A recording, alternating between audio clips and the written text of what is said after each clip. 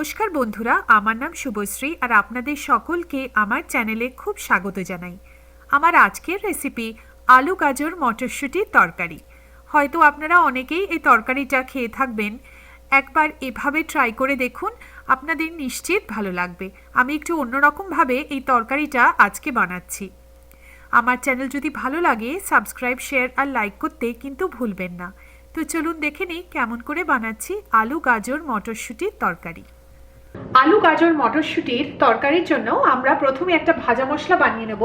তার জন্য এখানে দিয়ে দিচ্ছি 1 চা চামচ গোটা জিরে, তার সাথে দেব 2 চা চামচ গোটা ধনে, আর দিচ্ছি 2টো শুকনো লঙ্কা। এবারে এই গোটা মশলাকে একটু শুকনো খোলায় ভেজে নেব।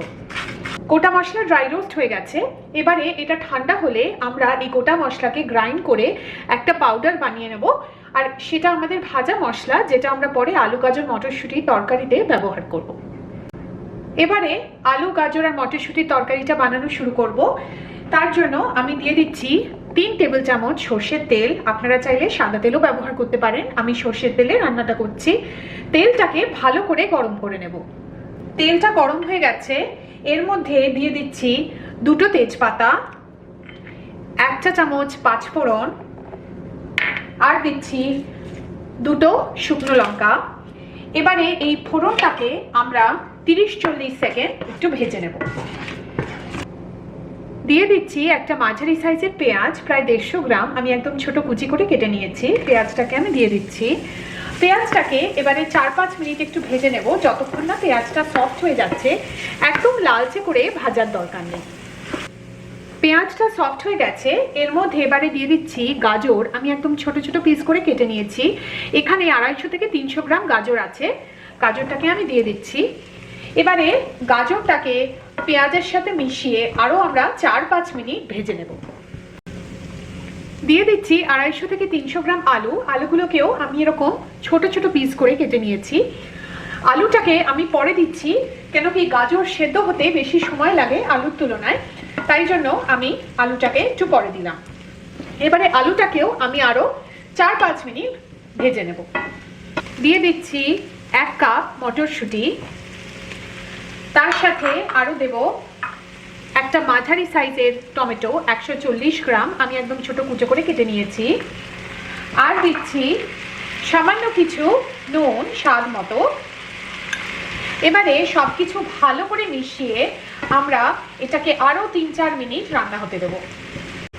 এবারে একটা ঢাকা দিয়ে আমরা এই তরকারিটাকে রান্না করতে দেবো যতক্ষণ না সব সবজি একদম পুরো সেদ্ধ হয়ে যায়।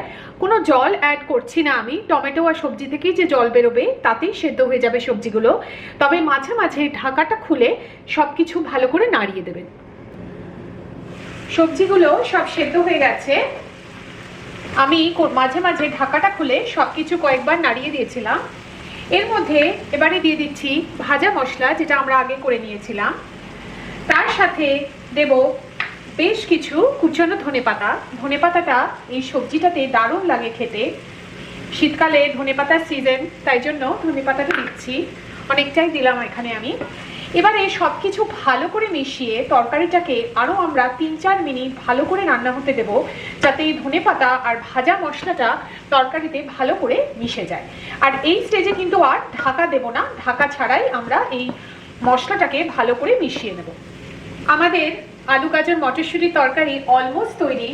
সব শেষে আমি দিয়ে দিচ্ছি 3টে কাঁচা লঙ্কা। এটা অপশনাল, আপনারা চাইলে স্কিপ করতে পারেন। আর এবারে সব কিছু আমি ভালো করে আরও 1-2 মিনিটের মতো মিশিয়ে নেব। আমাদের আলু গাজর মটরশুঁটির তরকারি একদম তৈরি। আমি একটু অন্যরকমভাবে এই তরকারিটা বানিয়ে থাকি। এভাবে একবার চেষ্টা করে দেখবেন, আর কেমন লাগলো জানাবেন। আশা করি আপনাদের ভালো লাগবে। আর আমার চ্যানেল দেখার জন্য আপনাদের অনেক অনেক ধন্যবাদ।